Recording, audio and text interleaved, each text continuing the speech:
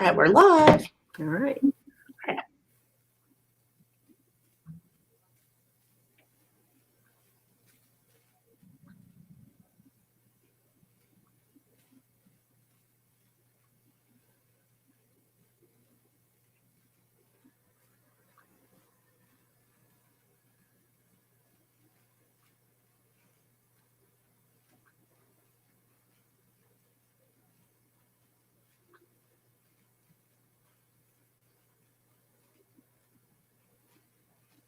Hey, if you're just tuning in, we're going to get started in just a few minutes. Certainly leave a comment, say hello, and let us know you're here.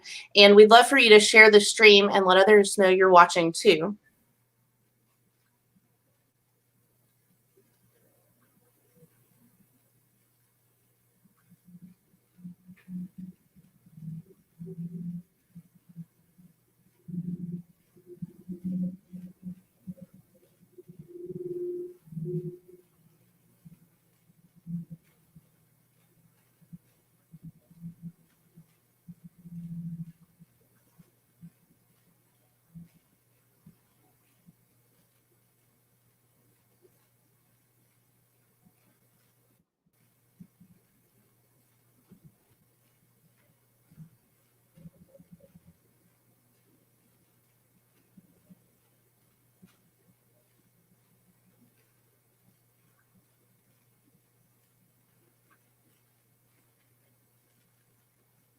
We're going to get started in just a minute, so thank you for tuning in. Drop a comment below, and if you have any questions, we're going to do our best to take those. So say hello and let us know you're watching.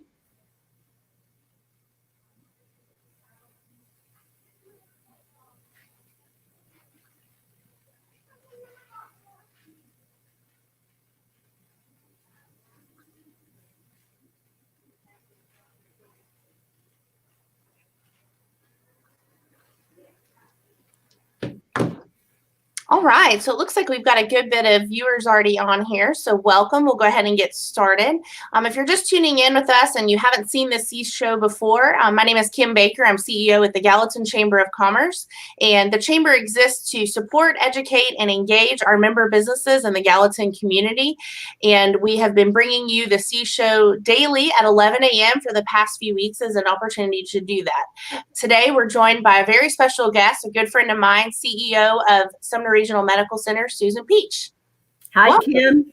Oh, thank you, Kim. It's my honor to be here, and just want to tell you you're doing a fantastic job. The Chamber of Commerce here in Gallatin is just such a great resource for so many people, and I have been honored to serve on the board, and I think as the leader of that organization, you just do a fantastic job. So glad to be here this morning.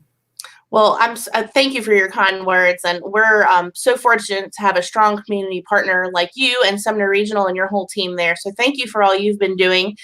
We've been talking over the past several weeks about just different hot topics right now. They've unfortunately all been very COVID related, and I know today we're going to talk a lot about that too. And we're also going to talk a little bit about how y'all have been taking care of everybody else during this time. But That's right. First, tell us a little bit about what it looks like in your world. What's it look like in Sumner Regional right now? What does it look like in the past few weeks? Sure. Be happy to do that. The COVID-19 virus has affected everyone across the world. We all know that in very different ways. Your hospital here in Gallatin, Sumner Regional Medical Center, me and my team, we have been preparing for this since about mid-February. We watch all of the data from around the world. We have access to infectious disease material and data from around the world, and we've been watching that. So about mid-February, we began to prepare for this surge. We didn't know what it would look like or exactly when it would happen, but we knew it was coming. And we installed these very large HEPA filters that created negative pressure units, whole entire units, where the airflow would be a negative pressure system. And the reason that we did that was because when you have a respiratory infection and a virus where there is no vaccine for that virus and it's highly infectious, you want to create an environment where that virus doesn't get a chance to settle and stick on anything. So if you create the airflow and circulate that air many, many more times than normal, you reduce the chance of spreading that infection. So we did that. We created these negative pressure units within the hospital on the older side of the hospital, where we could safely treat, screen, and prevent the spread of infection with anyone that might be positive for COVID. And then about mid-March, as everyone knows, we began to see the COVID virus begin to infect more people. We created a separate emergency room because we did not want to mix the patients that might have this respiratory infection with patients who didn't have it and maybe had appendicitis or chest pain or something else and needed to be here in the hospital. So we created a whole separate emergency room. And we've been very fortunate here to have the space to be able to move things around. And so my team was very creative. I am amazed every day at what they come up with. But we created a separate ED2. And we have been screening, treating, and admitting patients to and from that ED2 into these separate COVID positive units. And the staff that treat the patients both in that ED and on these units have very special PPE, protective equipment that they wear to protect themselves and to protect all the other patients. And we've had plenty of PPE. I know around the world that has been a major struggle for many, many hospitals, getting N95 masks and gowns and gloves, but we have had plenty from the very beginning. We have never had less than a 7-day supply, and most of the time we have more than 30-day supply. So we've been very fortunate. We're part of a very large company called LifePoint, and they have been exceptional to get us everything we need. And then most recently, you know, in the beginning, the test took about 24 to 48 hours to get back. But right now we have a 45-minute test where within 45 minutes, we can tell you whether or not the test is positive. The doctors and nurses continue to screen those patients and treat them. But we are also now prepared for the new normal. And that is, you have to live in parallel worlds. You have to be able to treat positive patients, and every hospital in Middle Tennessee has screened, treated, and admitted positive patients. Every hospital. So we are all, in this together. That's a very true statement. And so we've all had to prepare how to cohort and segregate these patients to carefully treat them, as well as to safely treat the rest of the patients in the hospital. And this Monday, we will begin to resume doing elective procedures and elective surgery. And so we have a new process for that, where we'll have designated parking for visitors, because visitors are still not allowed in the hospital. And that's been the greatest challenge for the staff, because we're a big family here. We all know each other. We all treat each other's families, and we welcome families with open arms under normal circumstance. But in this circumstance, we've had to separate patients and families and use things like FaceTime and iPads and iPhones and all kinds of technology to bring families back together with their loved ones. But we have done that successfully and frequently, all hours of the day and night. So our staff has worked tirelessly, Kim, to make this a safe environment for everyone. I would feel perfectly safe coming in the rest of the hospital because we screen all of our employees each and every day. We take their temperature. We ask them how they're feeling. Anyone that is not feeling well is welcome to be tested, but they would not be allowed to work. And we've been diligent about that. Doctors, nurses, housekeepers, it doesn't matter where in the hospital you work, you are going to be screened. And we've been very, very fortunate. We've had less than a dozen employees that have even been contracted the COVID-19. Only one has had to be hospitalized, and the rest all quarantined at home. So we've had a very safe environment from the very beginning. That's great. That's great to hear. And I've been over there. I certainly have not been in, but I've been over to drop food off and different things. I know. And I've been very impressed with just the procedures you have in place and the thoroughness of the team, and the communication during this time has been remarkable. So we really appreciate that. And it has been noticed.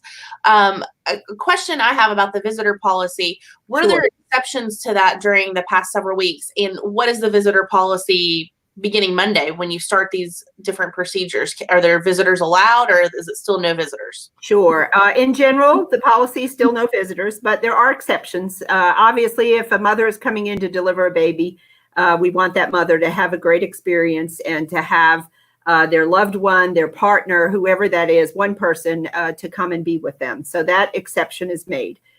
They have to don full PPE and be protected and be educated about that. And we have done that frequently. We also make rare exceptions. And of course, if there is a pediatric patient, if this is a child that has to be treated or admitted or screened, one parent obviously will be with that child. And the same, they will have to wear PPE. And we've had kind of fun with that, where we've played Star Wars games and had other kind of goofy costumes for the parents, even with so that the child is not scared that their mom or dad or grandma has a mask on. But we've tried to accommodate that. And then, for the unfortunate circumstance where we have had patients that are at the end of their life and passing away, we have made rare exceptions to allow the family to come and see them. But most of the time that is done through FaceTime and using the iPads. But we have to restrict visitors for very obvious reasons. Because every patient coming into the hospital for an elective procedure will be screened for the COVID virus. We have to know prior to doing a procedure or a surgical case whether or not they have the virus. And we'll use that 45-minute test to do that. But we can't screen all the visitors. So we have made special arrangements for the visitors to park in special designated spots and have access through their cell phone. We'll keep them very, very informed during the procedure, after the procedure, and we will make sure that the patient is escorted to and from them when it is appropriate for them to be released. So it will be a little awkward at first. It always is. As you and I were talking before we got started, everything and almost everything we do has changed. And my staff has had to get used to that. And of course, not everybody likes it. Not everyone likes not being with their family. I don't like it. But it is the world we live in. We have to protect the patient at all costs. And quite frankly, I have worked tirelessly over the last 2 months to protect our staff. Because Kim, if I don't have doctors and nurses and housekeepers and therapists and everyone working here, the patients won't get the care they need. So I have to have healthy staff. So we have worked very, very hard to create a safe environment here where they all feel safe, they feel protected, and they're able to come in and do this work under very difficult circumstances. So the morale here has been fantastic. You mentioned before all the food that has been brought. I want to say thank you to all the businesses and churches and civic groups that have brought food. My staff probably has gained a little weight during this COVID crisis because we've been fed so well. But notes and cards from folks thanking us. We had a hero sign out here. We had a parade where everyone honked their horns, and nurses and doctors had tears in their eyes. They really appreciate the recognition because they have been all on the front line dealing with this very bravely, I might add. Yeah, it has been really neat. And I've checked with Amy periodically through this and say, hey, do you all have food? And there's been several occasions where she says, we have meals scheduled for every meal, every meal time this week, which I think is just amazing to see our team really rally together and support all of those folks during this time. And we've seen people sharing love with our other first responders in the community and senior living facilities and just different folks. So it's been really neat to see that. I will say that is a small silver lining out of all of this. Absolutely. We have been communicating with our health partners, EMS and EMA, and all of the other providers where patients reside in the community, as well as all of the local hospitals, the Nashville hospitals.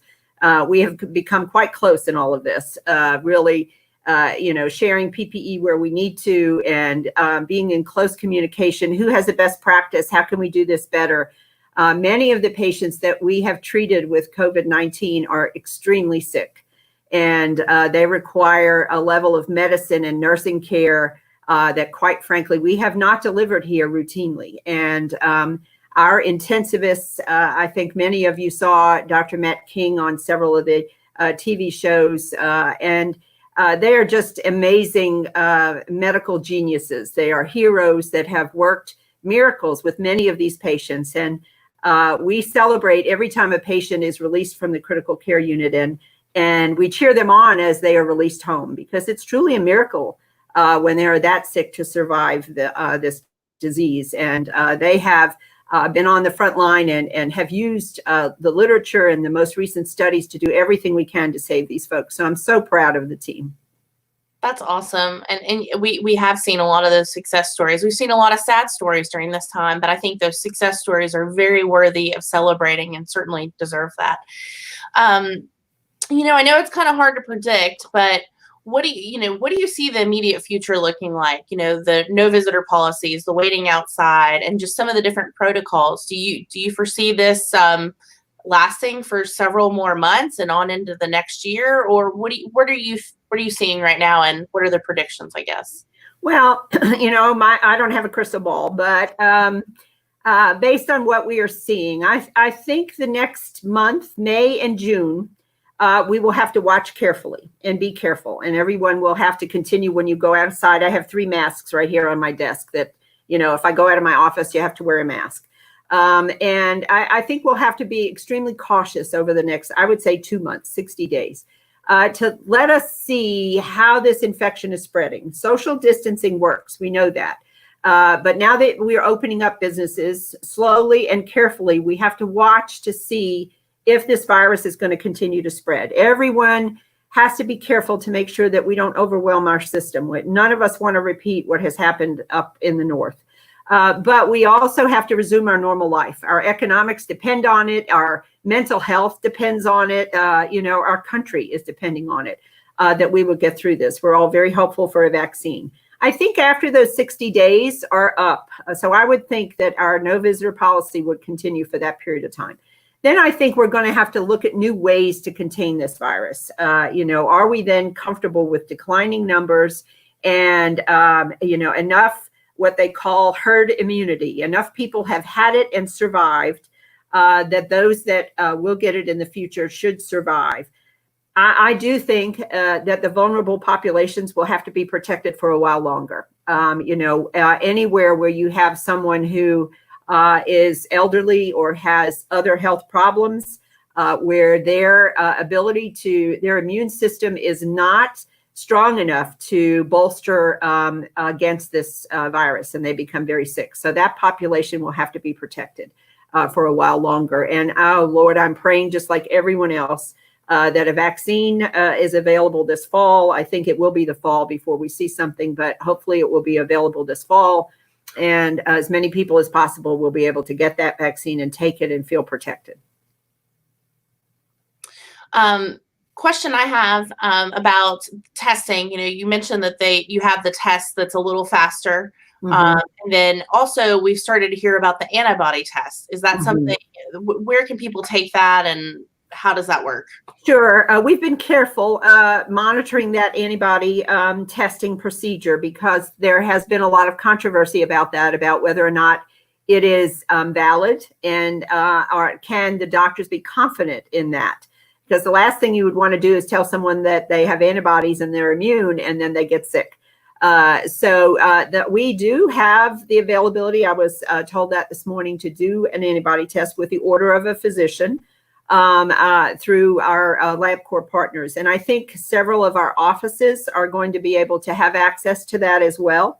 I would advise patients to have a conversation with their doctor, their primary care doctor, to determine, if they're in a high-risk situation and they want to be sure that they think they've had the virus and that they have a good immune system response to it, that they'd want to be tested. So I would advise them to ask that question to their doctor.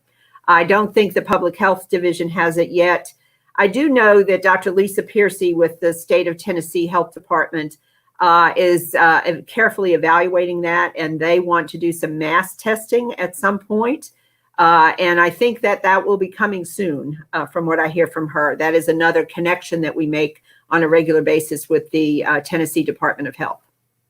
And so when you say a mass testing, would that be something like what we've been seeing with the swab testing happening at like the high school?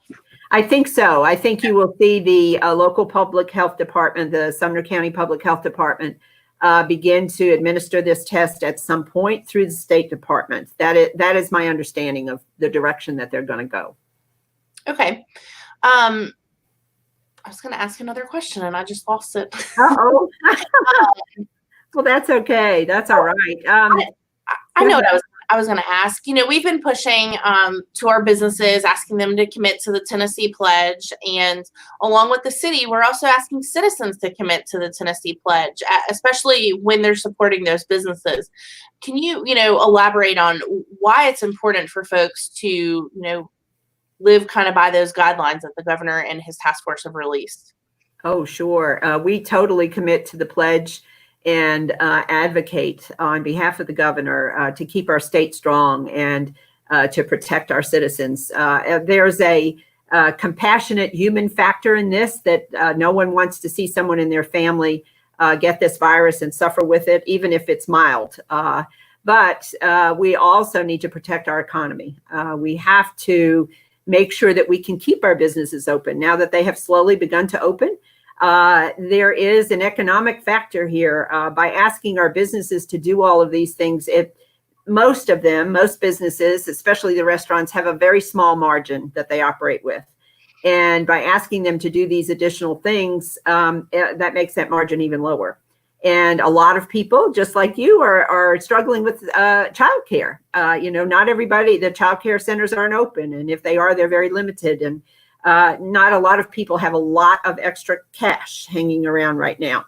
So that has become a challenge. And I think the best thing we can do as Tennesseans is to be positive, to be flexible, and to be kind, understanding to one another. How can we support each other? How can we take care of each other? How can we share information? And that's where the chamber is such a wonderful resource for all of us, to know that this business wants to serve you, and maybe they're going to serve you with takeouts for the next 30 days because that works for them. Well, you know what? That's a good thing. We all may want to sit down in the restaurants again. I know I love eating out. But that may not be practical for these businesses yet. So let's support them and get takeout and enjoy it while we can, and enjoy this new normal, socialize with our family and friends outdoors, maybe, all being safe. But being safe in this interim will protect many things, each other and our economics. And that's very important for every one of us. I like that. I actually typed in the comments, positive, flexible, and kind. I think that's so important for everybody. And I'll add too, as many of our businesses have reopened or will be reopening, if you're watching this and you support a business or visit a business that is not maybe doing things to the way you think they should be, have a conversation with them. Talk to the management, just express your concerns in a kind way before you take it to social media and go post it somewhere else. And, just maybe ask them to do that. And so. Sure. I would agree, Kim. I mean, as I begin to get out, and I haven't been out much because I feel like I've lived at the hospital for the last 60 days, and I have. But I want to get out and support our businesses. I want to make sure that they know that they have a safe hospital to come to if they need to. I always tell everyone I interact with, I hope you never need the hospital. I hope that you stay healthy and that you don't need us. But when you need us to be good, and you need us to be safe, and you need us to be there with people who are clinically skilled and compassionate and do what is right for each and every one of you. And that's my job as a leader, to make sure that you have that. But my job is also a community leader and a citizen to support the rest of the economic businesses in our town. And that's what I try to do all the time. So I want to get out. And I want to talk to the business leaders. I want to talk to whoever owns the businesses and say, I'm here to support you. What do you need? What can we do for each other? Have to ask for the manager. You're not asking to complain, but say, thank you for opening. Thank you for being there for us. What can we do? Who can I tell that you're open? What works for you? I think if we do that doesn't cost any of us anything. And it's a kind gesture. And it's a way to support each other, because if that business is successful, then their employees earn money, they spend money in other places. It's a trickle-down effect, and everybody gets back to some sense of normal. And we all long for that. And it will get there eventually. I've been through many of these. I'm old enough to say I've been through many of these economic downturns for a lot of different reasons. And we do recover. We are a strong nation and a strong people. and we figure out a new way to do things. We're very innovative and creative, just like you. I think this whole idea of doing this show is innovative, and it's a way to communicate using different tools that we didn't do before, but it works and people get the message. So kudos, Kim. Well, thanks. I've said it time and time again over the past several weeks to our businesses, and they've called and asked for advice or suggestions. And I say, right now, you've got to innovate or you're going to die. Mm-hmm. And I think that, as businesses and organizations, that's really what we have to figure out how to do during these times. Innovate or we cease to exist. Talking about that new normal, kind of a fun question that I've been asking most of our guests is, what have you been doing during this time? I know you've spent a lot of time at the hospital, but what have you been doing to kind of keep a sense of routine and just, grasp on to some type of normalcy? And I'm sure you haven't had a lot of extra time to do things you really enjoy, but what have you been doing in the time that hasn't been spent focusing on this? Yeah, sure. Well, we all, or at least most people, go to their comfort zones when they need, some sense of normalcy.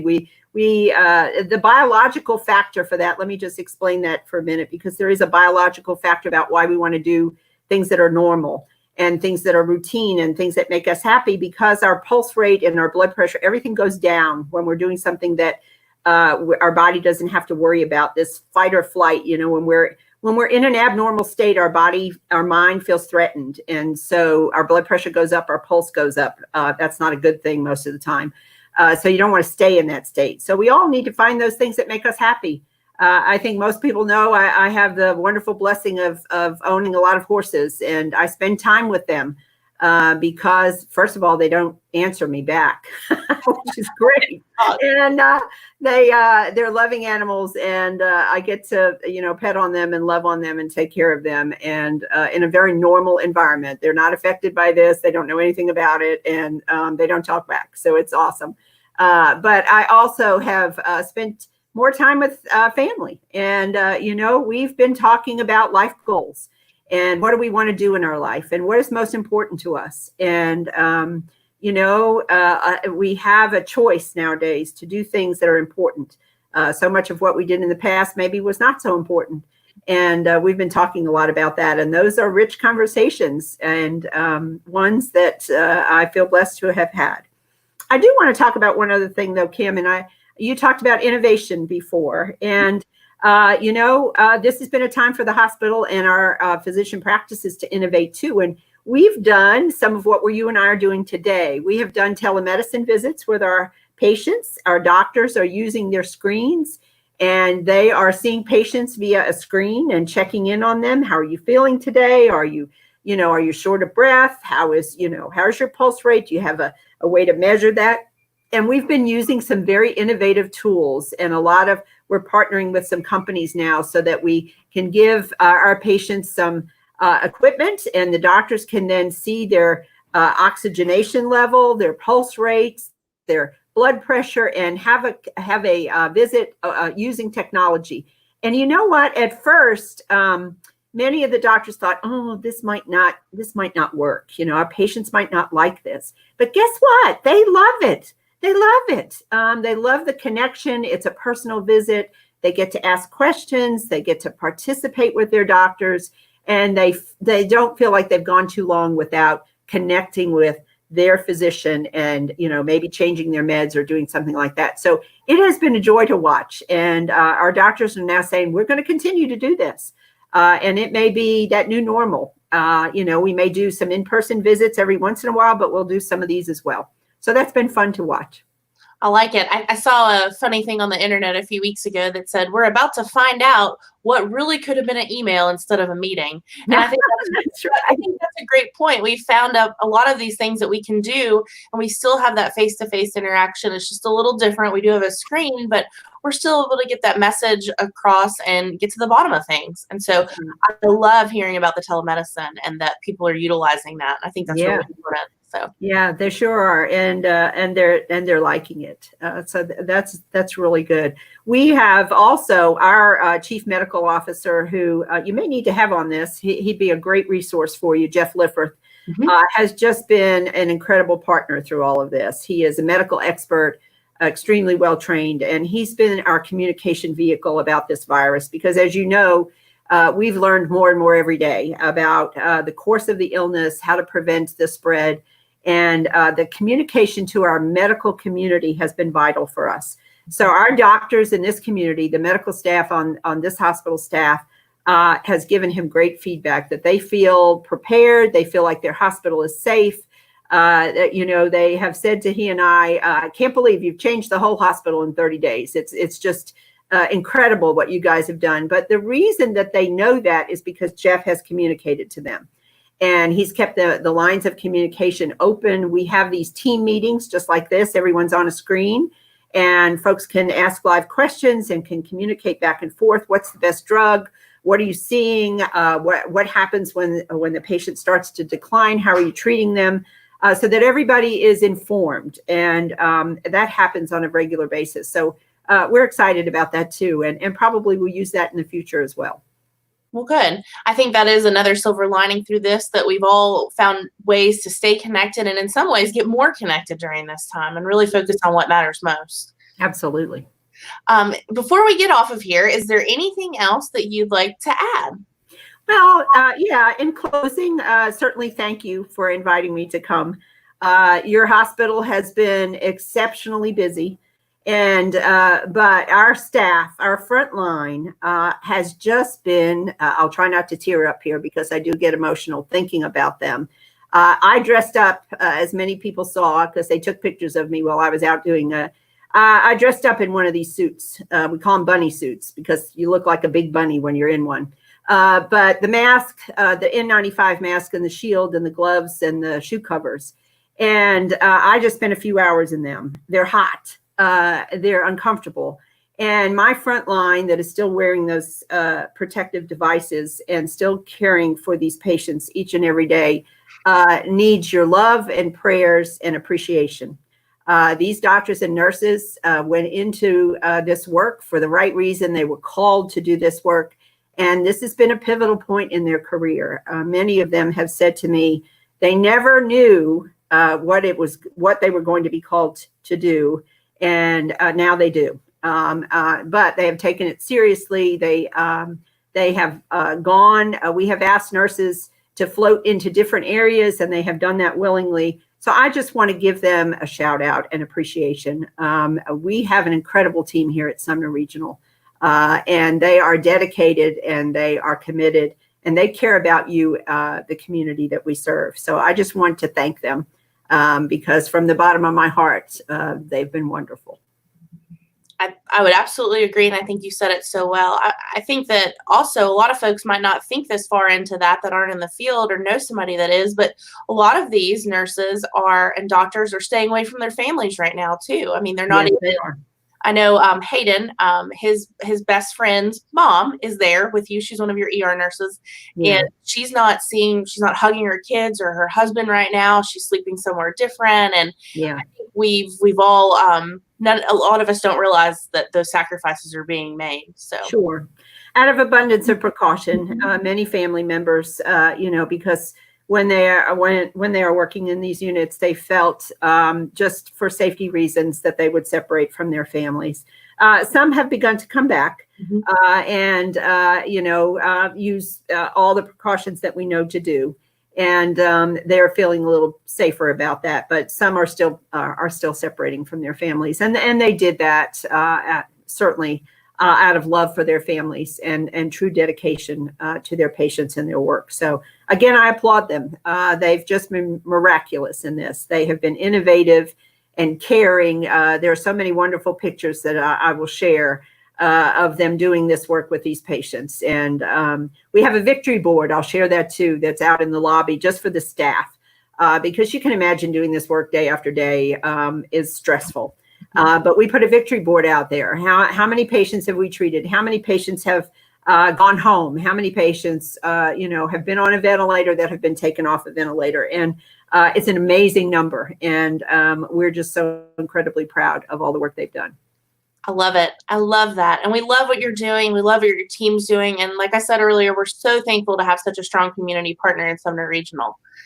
Thank you for joining us today. Thank you. Thanks to everyone. And take care and be safe. Yes, thank you. We'll be back next week with the C Show. We are changing up the schedule a little bit, so do follow the Chamber's Facebook page to find out when we will be back live with the C Show. Have a great weekend and stay positive. Thank you. Bye, everyone.